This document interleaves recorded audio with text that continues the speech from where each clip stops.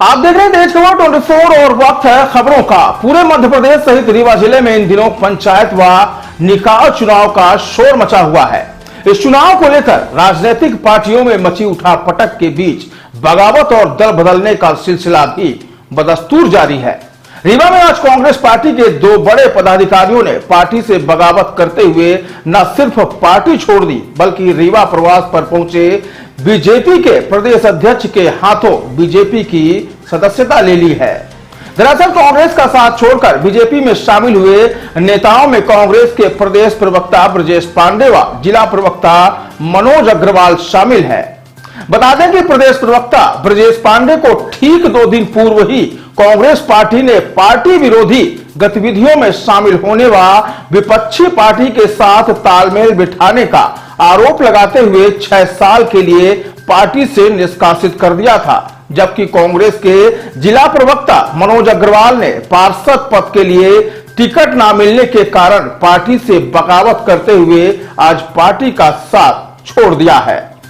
Congress party छोड़ने वाले इन दोनों ही नेताओं का कहना है कि कई वर्षों तक पार्टी के लिए जी जान लगाकर उन्होंने काम किया और जब उन्होंने पार्टी से टिकट मिलने की उम्मीद लगाई तो पार्टी ने उन्हें दरकिनार कर किसी दूसरे को मौका दे दिया। कांग्रेस पार्टी छोड़ बीजेपी का दामन थामने वाले ब्रजेश पांडे ने बताया कि उनके द्वारा 3 बार विधानसभा के लिए दावेदारी की गई और कमेटी में उनका नाम भी शामिल किया गया था, लेकिन कांग्रेस ने हर बार उनकी उपेक्षा की। उन्होंने कहा कि कांग्रेस पार्टी आज अपने रास्ते से भटक चुकी है, जिसके कारण उन्होंने कांग्रेस को छोड़ने का मन बनाया और बीजेपी की सदस्यता ले ली। गौरतलब है कि बीजेपी में शामिल हुए कांग्रेस के पूर्व प्रदेश प्रवक्ता ब्रजेश पांडे बीजेपी में जाने से ठीक आधे घंटे पहले रीवा के हवाई पट्टी पहुंचे और कांग्रेस प्रदेश अध्यक्ष व पूर्व मुख्यमंत्री कमलनाथ से हाथ मिलाते हुए नजर आए और कुछ ही देर बाद रीवा प्रवास पर पहुंचे भाजपा प्रदेश अध्यक्ष वीडी शर्मा के हाथों बीजेपी की सदस्यता ले ली और बीजेपी के महापौर प्रत्याशी की जीत का दावा करने लगे। इधर कांग्रेस के जिला प्रवक्ता मनोज अग्रवाल ने पार्षद पद के लिए टिकट की मांग की थी, लेकिन पार्टी में तवज्जो न मिलने के कारण वह बगावत पर उतर आए और पार्टी को छोड़कर बीजेपी में शामिल हो गए। मनोज अग्रवाल का कहना है कि उनका वार्ड सामान्य था, बावजूद इसके वार्ड से ओबीसी कैंडिडेट को टिकट दे दी गई। तो आइए सुनते हैं क्या कहते हैं कांग्रेस छोड़ बीजेपी में शामिल हुए ब्रजेश पांडे।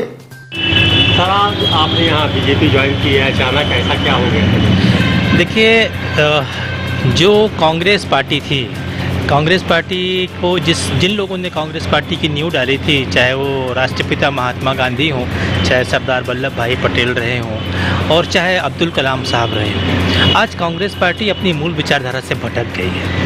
आज कांग्रेस वो कांग्रेस नहीं रह गई है जिस कांग्रेस में स्वतंत्रता संग्राम सेनानियों के और उनके परिवारों का महत्व हुआ करता था। आज की कांग्रेस इस तरह की कांग्रेस हो गई है जिस कांग्रेस के अंदर जो है वो सिर्फ और सिर्फ जो है वो हिप्नोटिज्म की पॉलिटिक्स चल रही है, उनके वंशानुगत राजनीति चल रही है। ये पूरी तरह से कांग्रेस हो गई है। अभी आधे घंटे पहले आप पूर्व मुख्यमंत्री कमलनाथ जी से मिले थे, ऐसा क्या हो गया आधे घंटे के अंदर आपको बीजेपी को ज्वाइन करना पड़ा? नहीं, वो मुख्यमंत्री कमलनाथ जी की टीम में तब तक मैं प्रदेश का प्रवक्ता था अधिकृत रूप से, और प्रदेश के प्रवक्ता के रूप में उनसे मिला था।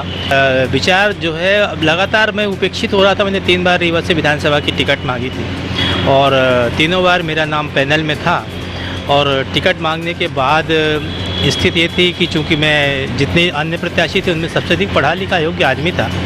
देखिए, कांग्रेस पार्टी ने जो पद दिया उसके लिए मैं कांग्रेस पार्टी का शुक्रगुजार हूँ, लेकिन जितने पद मिले मुझे अपनी मेहनत, अपनी योग्यता, अपनी दक्षता के बूते मिले।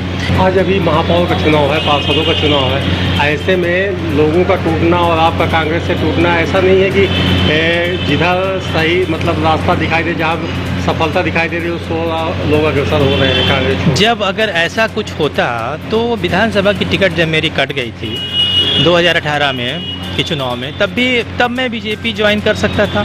अगर ऐसा कुछ होता तो जब हमने टिकट मांगी थी महापौर के भी, जब अजय मिश्रा जी को दी गई तो मैंने तो उसके बाद मैं ज्वाइन किया। अभी तो ऐसा कुछ नहीं था, अब तो सारे कैंडिडेट घोषित हो चुके हैं। ऐसा नहीं कि महापौर के टिकट नहीं, ऐसा कुछ नहीं है। मेरे ग्रैंडफादर रीवा नगर पालिक निगम के 3 बार महापौर रह चुके, इसे नगर पालिका अध्यक्ष कहते थे, उस समय 3 बार महापौर रह चुके हैं। साथ में भारतीय जनता पार्टी ज्वाइन कर ली।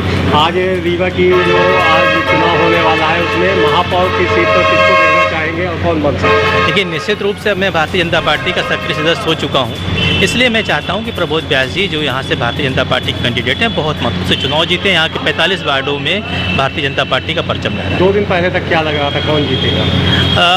अब मैं भारतीय जनता पार्टी का सक्रिय सदस्य हूँ, इसलिए मैं तो कह रहा हूँ कि प्रबोध व्यास जी ही चुनाव जीतेंगे। 2 दिन पहले आपकी क्या विचारधारा थी महापौर की? मैं आज की बात करूँ, आपने सवाल आज का किया है, 2 दिन पहले का सवाल तो अब मतलब नहीं रह गया, वो भूतकाल में चला गया। आज के सवाल में, आज के परिवेश में प्रबोध व्यास जी चुनाव जीतेंगे, बड़े अच्छे मतों से चुनाव जीतेंगे।